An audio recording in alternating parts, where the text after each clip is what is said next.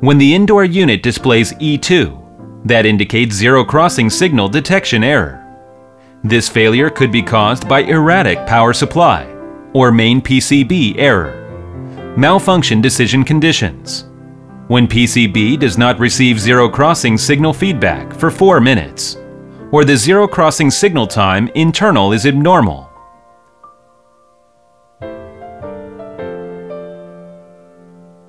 Shut the power off, then turn the unit on 2 minutes later.